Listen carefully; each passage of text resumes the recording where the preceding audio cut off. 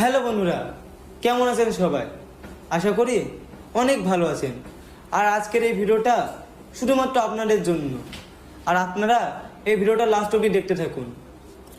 তো কিছুদিন আগে আমার একটা ভিডিও পোস্ট হয়েছে, হালকা একটু খারাপ ভিডিও। তো ওই ভিডিওটার জন্য অনেকে আমাকে নিয়ে আবল তাবল কথা বলছেন, আপনাদের মনে যা আসে তাই নিয়ে আমাকে ভিডিও করছেন। তো আবার অনেকে বলছেন যে সবিক ভাইরাল হওয়ার জন্য এই ভিডিওটা পোস্ট করেছে। তো আপনারা কি দেখেছেন আমার ইনস্টা আইডিতে বা ফেসবুক আইডিতে এই ভিডিওটা পোস্ট আছে? তো এই ভিডিওটা আমার একটা ফ্রেন্ডের কাছে ছিল। তো সে যখন জানতে পেরেছে আমি পোলিয়াম টিভিতে ভিডিও করি না, তখন সে ভিডিওটা তার ইনস্টা আইডিতে ছেড়ে দেয়। তো আমি তাকে ফোন করেছিলাম, বললাম ভাই তুই ভিডিওটা ডিলিট করে দে। আবার সে তখনই ভিডিওটা ডিলিট করে দিয়েছে।